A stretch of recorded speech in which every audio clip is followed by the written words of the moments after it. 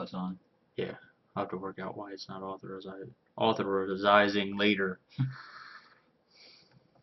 So, let's turn.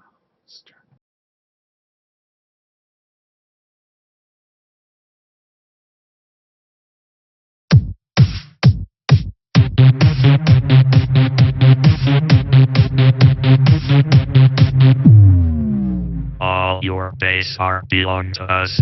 You're listening to Gamers Digest, a podcast where your hosts put the controllers down just long enough to talk about gaming news, rumors, and anything else they can think of.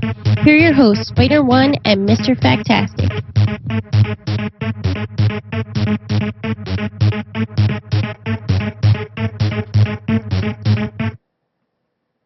Hopefully people can hear us now. Yeah, it's been one of those Mondays. Yes, it has. I got a new laptop, and I thought I had everything set up, but apparently I did not have everything set up. Yeah. So I tried to like just import stuff from the old laptop, but what ended up happening is I think there's like some encryption and stuff there, so it doesn't carry that over. So, but we are Gamers Digest. We are a game podcast. We switched spots. Yeah, I'm a righty today. Yeah, it's kind of weird, but figured. Yeah, like I almost looked at that camera over there when I ain't supposed to be looking at that one, so I need to look at this one right there.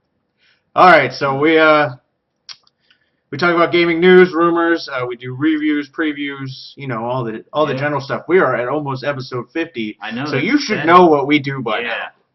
50 episodes. We've been doing it for over a year now. I actually had to renew the website because I do it yearly. So I had to do that. Wow. Yeah, it's been. We started in like.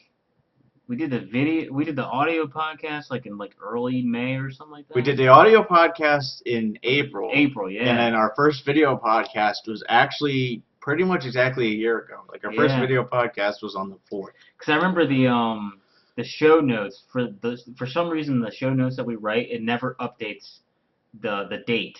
So for the longest time it was like May something 2012. Right. And I just loaded up the new one and I had the new date on there. But yeah. Yeah, I figured out how to eventually update the date. Okay. So as we go along, I'm getting more tech savvy in this kind of stuff. So I'm getting more graphical savvy. That's right. I am putting you to work. Yeah. And you have a lot of work coming because nice. I'll show you my graphical savvy later. Okay. On the new project, I'm kind of launching a new project. So you can kind of see it in our website now, but it's going to get much bigger, much quicker. Flex some muscle. That's right, some PHP muscle. Yeah. So, well, what did you play this week? Let's actually talk about some games. I played Star Trek. I finally got that review copy a week later, a week after the game came out. I played through that. I played a little bit of XCOM 2. And I have to say, it's weird how much of a fan of my own Let's Play for XCOM that I actually am. It's pretty weird. I actually I started playing XCOM again this week. Without cheating. Without cheating, like I'm trying not to cheat. I want to actually experience the game, and so far it's been pretty good. But it's starting to get a little frustrating because like nations are like, oh, we don't like you anymore. Yeah, they can get pissed at you. The nations are a lot more anal in this game than the old game. The other one in the older game, they're a lot more forgiving. You know, they're like, okay, all right, we'll let this slide. Maybe we'll just reduce your funding by like, maybe a couple thousand. Right. This game is like, oh no, they just leave you altogether. Yeah, I don't know how it's possible, but the nation that I'm situated in is actually threatening to leave. I'm like, how is that possible? Like, I've got like 20 satellites over you. You should be happy. So, but yeah, I actually watched some of your Let's Plays to kind of figure out some tactics and stuff. Yeah, that one I was trying some new stuff. I was trying to do this thing where you can get like start getting like a net 800 credits per month at the beginning of the second month. Wow. I was doing some like really hardcore stuff, and like it really helped in the long run.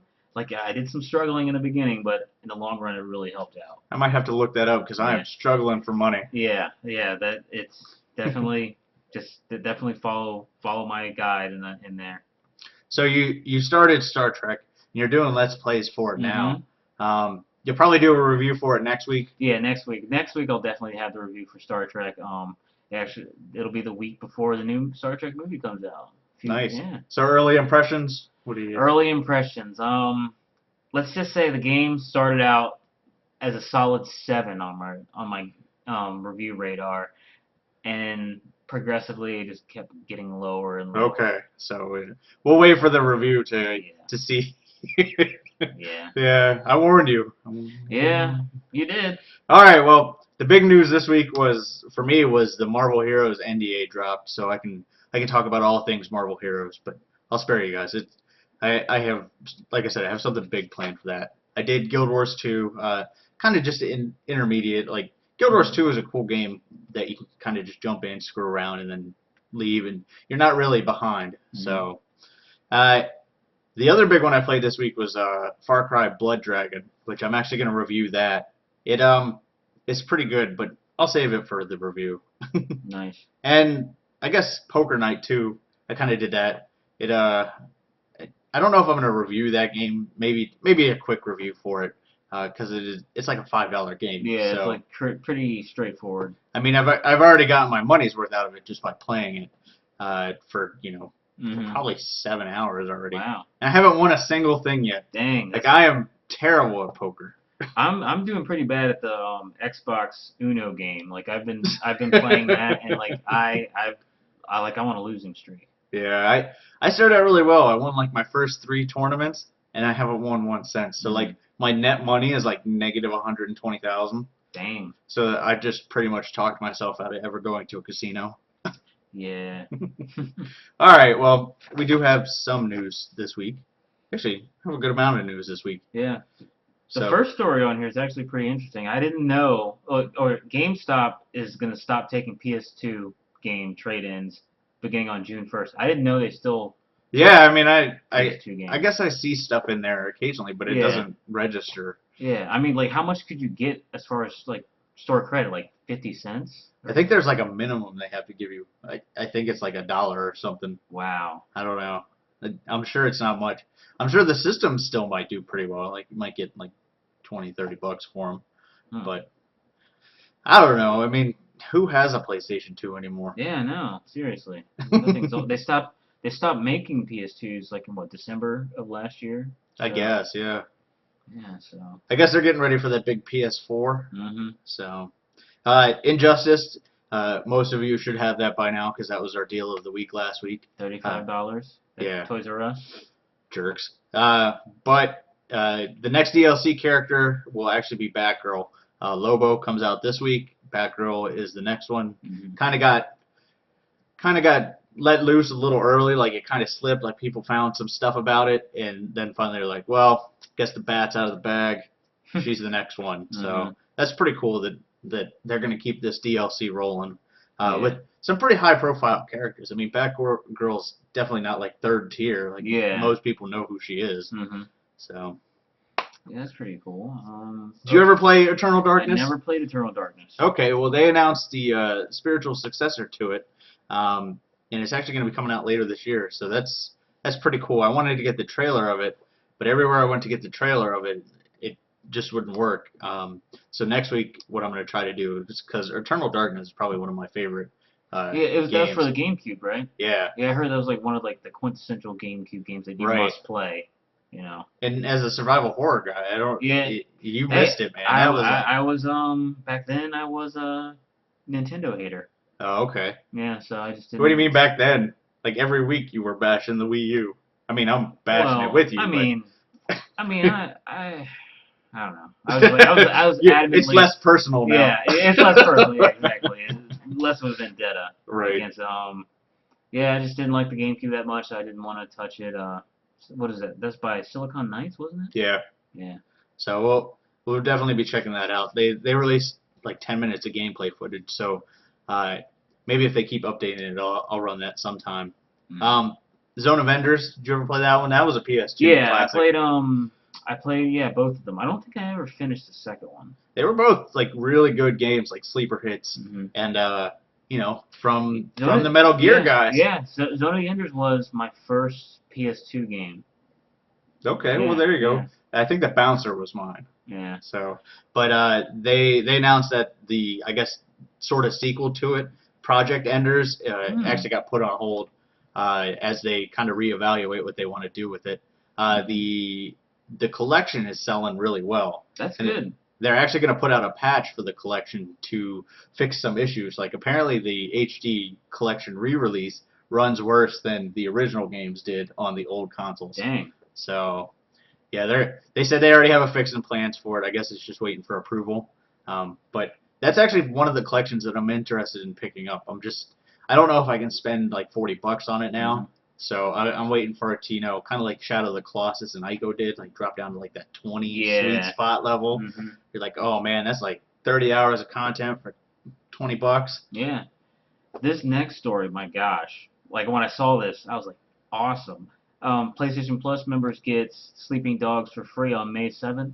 That was almost our deal of the week. Yeah. But I was like, well, you got to subscribe, and it gets a little convoluted. But yeah, that's really cool. Yeah, like, that's a game I've been wanting to play since since it's been out. But I just never had the pull to like, let me go buy it. Yeah.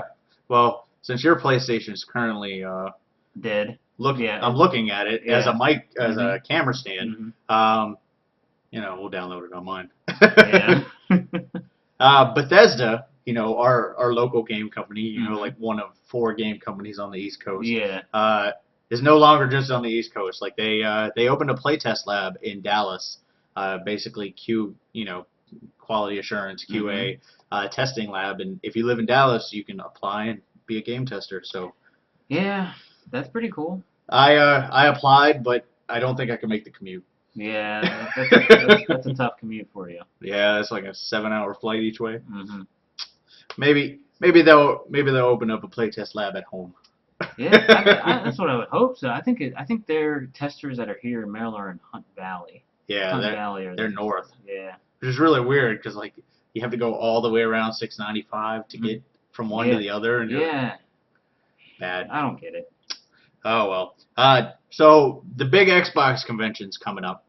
We're obviously going to have a huge news dump that week. Mm-hmm. But that's the 21st.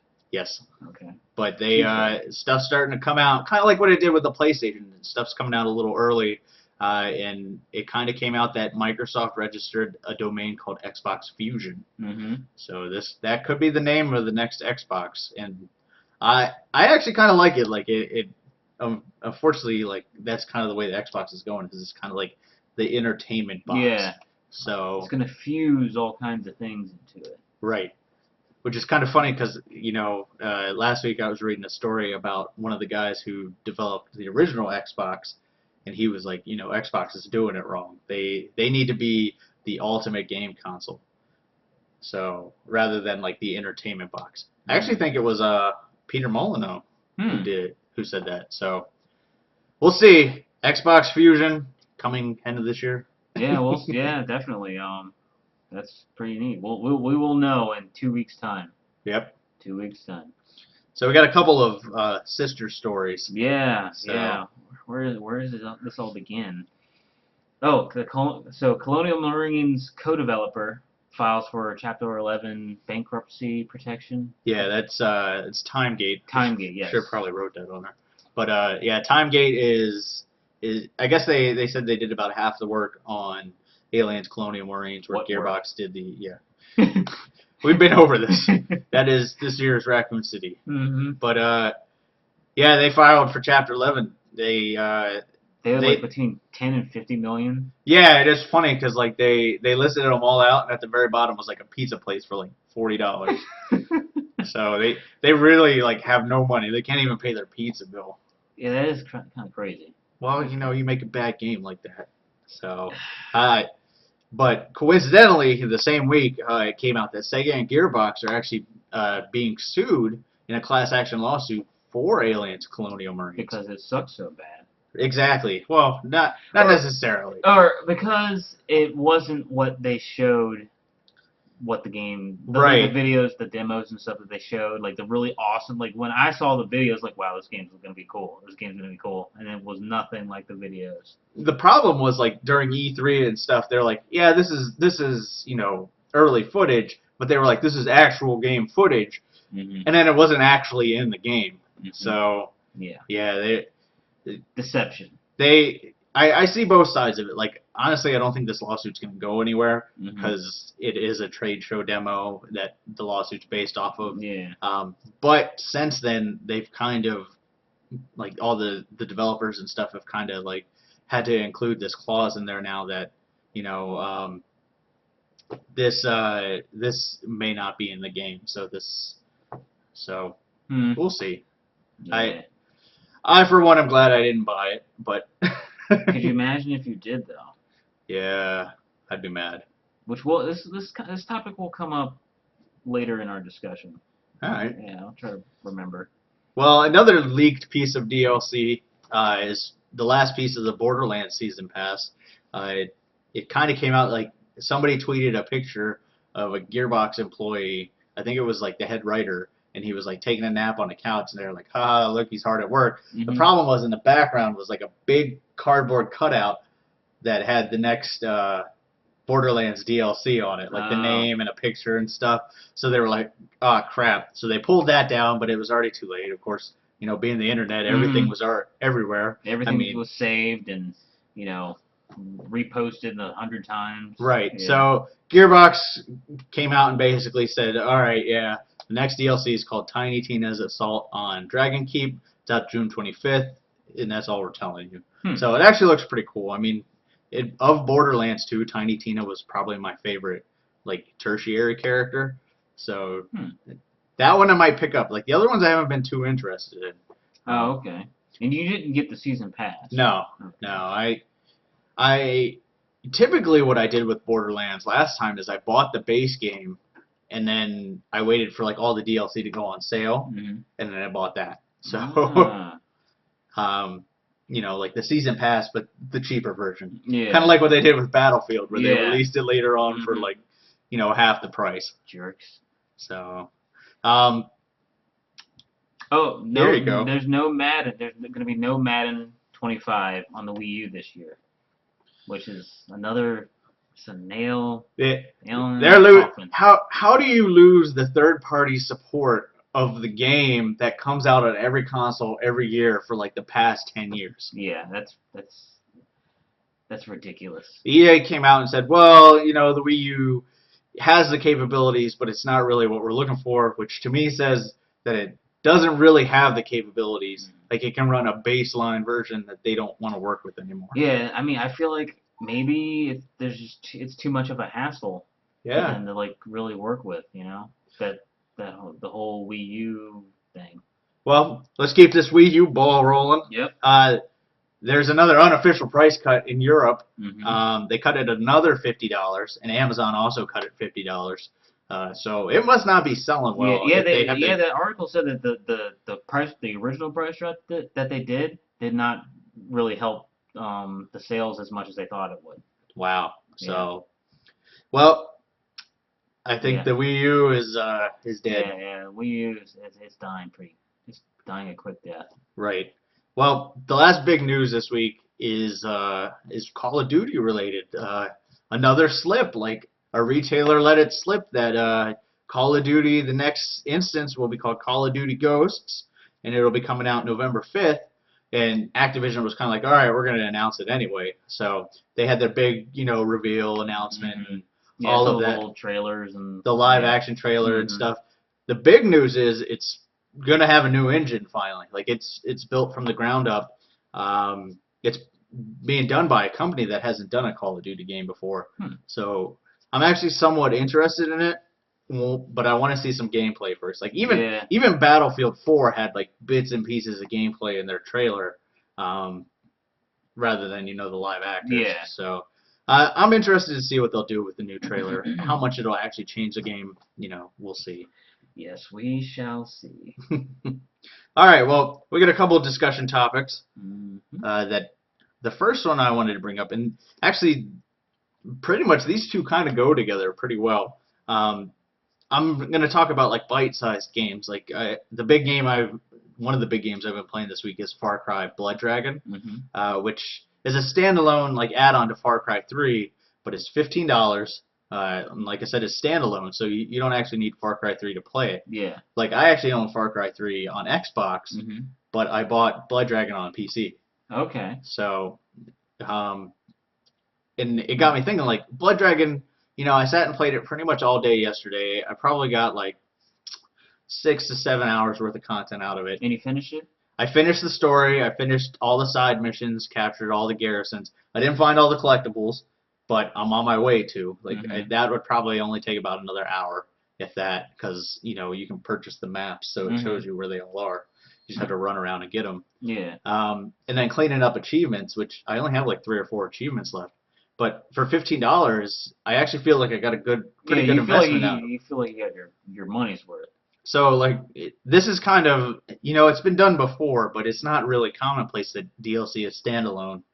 And it got me thinking, like, why aren't more companies doing this? Like, this is such a good idea. Like, people who never played Far Cry 3 could play Blood Dragon for 15 and then say, wow, this is really cool. I like how this game plays. I can go back and play Far Cry 3. Let me spend $60. Right, exactly. So rather than like just a demo, they can have like an intermediate. And like a backdoor.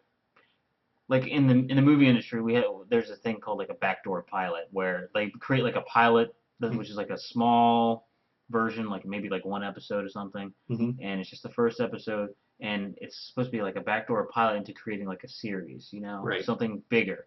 Maybe these like smaller bite-sized games where, just give us a small taste, and then we get something bigger out of it, which is the bigger game. Right, like some games are trying it with free to play now, and I think that's a good way to go. Like Drake's Fortune, or Uncharted 3. You can play multiplayer for free, but to actually, go past a certain level, you have to, pay for the game, which I think is a good idea too. But like it got me thinking, like, really, why aren't more companies doing this? Like big games that aren't as big, like Kingdoms of Amalur last year kind of failed because a lot of people didn't want to spend the $60 to play it. I feel like had they released something for, like 15 or 20 bucks that let you go to a certain point, they might have gotten more sales because people could see that, this is a pretty unknown game. But as far as Kingdoms of Amalur is, I didn't feel like taking that risk. Right. I can see other gamers feeling the same way. They didn't want to take the risk with their $60 for something they didn't know anything about. Right, and it kind of lowers the barrier to entry for those bigger price games. The other thing I was thinking was, like, Blood Dragon thematically is so different than Far Cry 3. Like, Far Cry 3, it has its, like, silly moments, but it's a pretty serious game. Like, you're basically a guy who has never killed before taking that journey to become, a cold-blooded killer out for revenge. Whereas Blood Dragon, you're like cyber commando, Rex, powered cult, killing robots in like a neon wasteland. Yeah, it's pretty epic. Yeah, it's like so thematically different, and it got me. This is the other side of it. It got me thinking about is it allows developers to do like goofy things, like fun stuff. Let them enjoy themselves. You probably enjoyed that game a lot because the developers enjoy themselves. Right, and it's so funny because there's so much goofy stuff in there, and there's just small moments here and there where, I see that they remember the 80s, and they remember the stupid things in the 80s, but then paid tribute to it. Yeah. So that was pretty cool. Like and I'll go more into that in my review, but it's cool to see like them branch out, and I'd like to see other games do that. Like I'd like to see a Call of Duty game that doesn't take itself so seriously. That would be interesting. Because fundamentally, Call of Duty is a pretty solid shooter. Like, I mean, it wouldn't have made it this far if it didn't. Yeah. But you throw Call of Duty into something like Blood Dragon, and it could be really good. Like, a military shooter. Or like for example, Battlefield Bad Company. Right. Like Battlefield, I mean, it is Battlefield on the, like fundamentally from the foundation of it, but it's like silly, right? Slapsticky type golf karting, golf carts. It was really, I mean, they had fun with it, and I think that's why so many people liked Bad Company because of the humor and just how, So really cool. I'd like to see more of those. Like Battlefield's one of them. Like, can you think of any other franchises you could you'd like to see something new with? Uh, hmm. Yeah, right off the top of my head, I can't really think of anything. Maybe Like, how about like a Resident Evil game that it isn't so like, that doesn't take itself too seriously. right? Maybe, or I was thinking maybe no, not Tomb Raider. But yeah, I can't really think of anything. Nothing's really jumping at me. Okay, well, think about it. Maybe we'll come Yeah. back to it. So, how about your topic? Your topic was kind of the same thing. Game price reform. Yeah, I mean, like today at work, right before we did a whole bunch of stuff, we had come. I had mentioned how the Deadpool game was going to be released at $50 retail, Right. and then we had also talked about, well, literally, no, the conversation started when I was talking about Star Trek because people were asking me like, okay, how was it? Because I played it all day. What was it, Saturday? Right. And I talked about how it was cool at first, and then just little things just kept egging away at me and just nicking the score down in my mind. And then then the comment was brought up like, good thing it was a review copy that you got for free, and I'm like, yeah, because like I would have had to pay $60 for that, Right. I didn't, as much as I knew I wanted to play the Star Trek game, I did that $60 price tag was like just looming over me like, nah, that's probably not gonna happen. Right. And so we were like talking like, what dictates the cost? Like, I mentioned this on the show before. Maybe there should be some type of scale for a game's price based on like the amount of effort. I don't want to say the amount of effort put into the game, but just like the quality of the game. Yeah, that's kind of hard to rate Yeah, I know subjectively, because though. it is so hard. That's why like we were like we were like discussing like you can't really do that, But I mean, I just wish there could be some type of standard, Right. like maybe like a kind of like an ESRB where they like, okay, this game, I mean, the quality of this game sucks. You might have spent all this money on it, but this game sucks, and maybe your company should be like, Kind of like an FDA for video yeah, games. like an A FDA. regulation commission that says, Yeah. this banana is poisonous. You Mhm. should probably not sell this. Yeah, don't. Operation Raccoon City is terrible. You should probably not sell Yeah, this. you either don't sell it or you do not sell it for this price. Right. And like maybe, I like that some games are coming out with the instant reduced price because these people know that it's not worthy. Right. And the way times are now, like there should be a way where, I mean, they should at least help us out a little bit where Right. maybe like I love how there's the downloadable games that are like $15 is a nice price point. Yeah, I mean, Mhm. like I said, the $15 to $20 price Mhm. point is like the sweet spot. 'Cause Yeah, that's a sweet spot. And then maybe I've seen I guess like the greatest hits line, that's usually around $30. Then like maybe like there needs to be like between like a $40 and $50 range for just those games that don't deserve the $60 price tag, the full price tag. Right. Star Trek, Aliens, Colonial Marines, Raccoon City, those are games that should Sniper Elite, Right. V2. I think that one was eventually like brought down to like $40, but I was like, there's got to be something. There's got to be something. There's got. Yeah, I could see that. Like I think some games get a bad deal in the fact that they cost 60 and they're maybe Mhm. worth 40, so nobody plays them. Mhm. Or What about Kingdoms of Amalur? Do you think that game? I think for what it was, I think it was worth 60. Like it gets a lot of bad press because of all the stuff that happened afterwards, but Mhm. from a game, like gameplay wise, like I gave it like I think when I reviewed it I gave it like a 7.5, which is not a bad experience, but the amount of content in there Mhm. was crazy. Like the story alone took 80 hours. Mm. So it's kind of insane that you get that much content for it, not to mention all the side stuff. Yeah. So like that one was probably worth 60.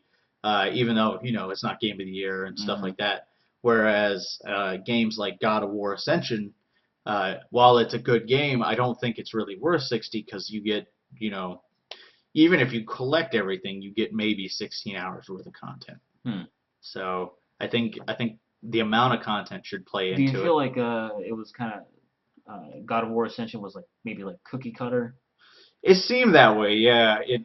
I mean, it's Kratos' fourth main adventure, so they kind of know what they want to do, and Hmm. they kind of expanded on it in some areas, but I don't think he has too much left in him unless they change something dramatically.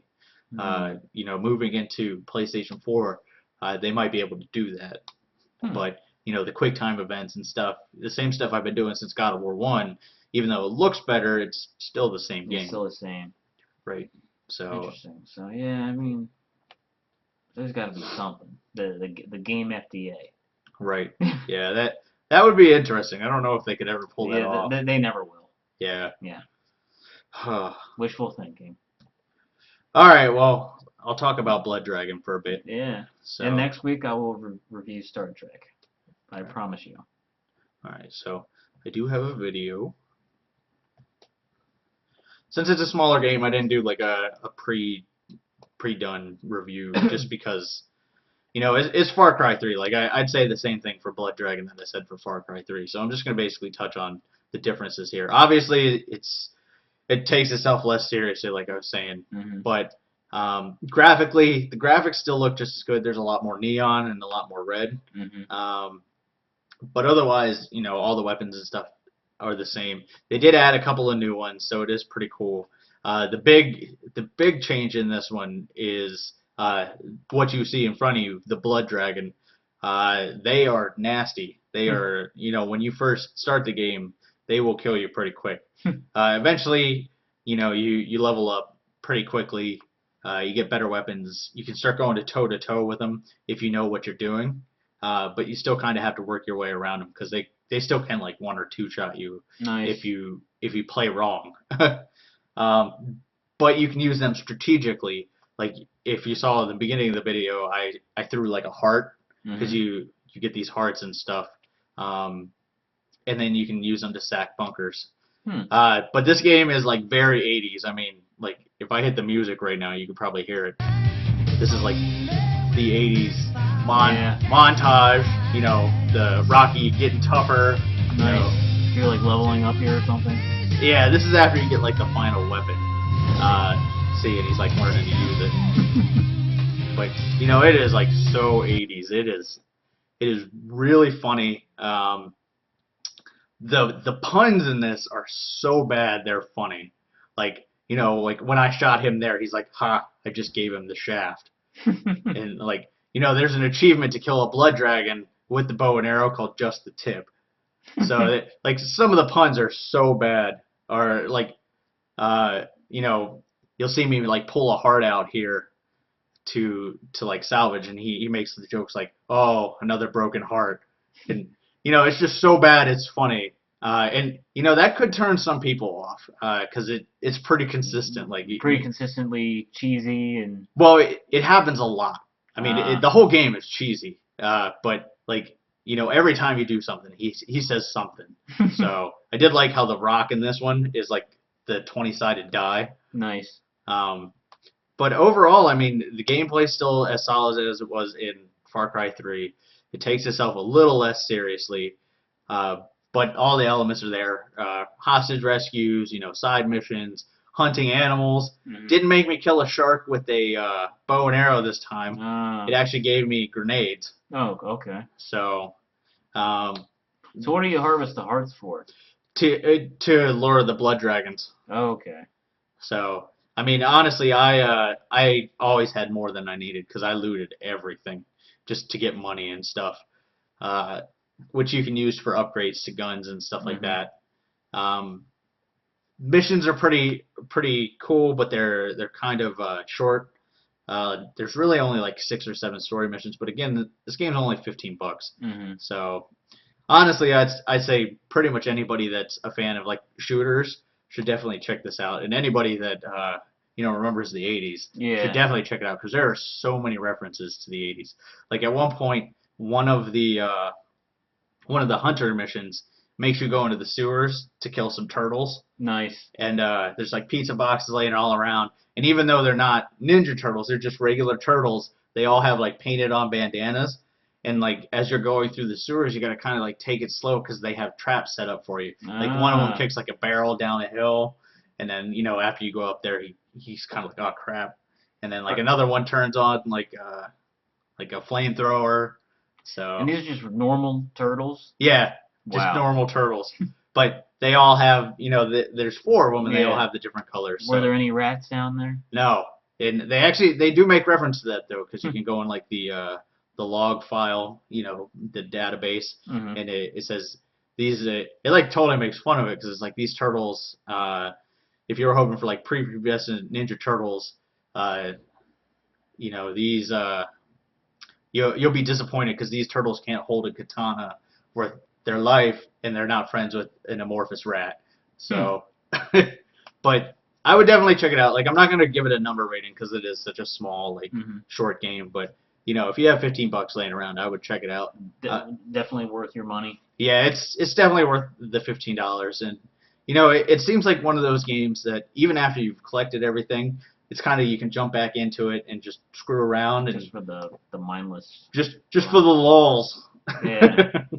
Nice. So, yeah, I mean, that's it. So, yeah, we got a deal of the week this week. Not as good as last week, but Borderlands 2 is actually half off at GameStop this week. Borderlands 2 is it was almost my pick game of the year last year. So, I definitely check that out for that price. $30. Cool.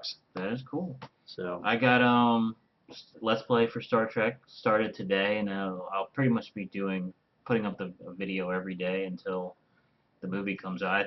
Hopefully it'll be finished by then. Yeah. Yeah, because the game's supposed to bridge the gap between the first Star Trek movie and the Into Darkness, which comes out next Friday.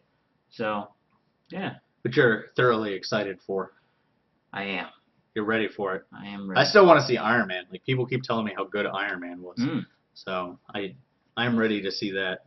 I got some stuff coming out on the website. Definitely pay attention to that. It's Marvel Heroes related. I'm actually gonna launch a Marvel Heroes site soon, Nice. sister site, and I'm in talks with some people to kind of help me out with it because since it is an MMO, kind of. I mean, sort of. But there's a lot to it, so I want to get guides and stuff up there for it. They're going to help me out with that. Cool. Other than that, I don't think they're doing a beta weekend this weekend, at least open beta. You can still go there and sign up. I think that's it. I think we pretty well blew through it pretty quickly. Nice. Short, quick show on the books. On the books. Let's go.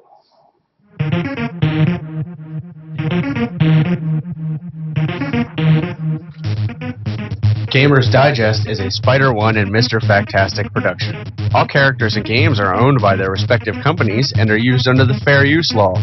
Check out Gamers Digest at gamersdigest.me, on YouTube under Gamers Digest Podcast, like us on Facebook, and follow us on Twitter at The Gamers Digest.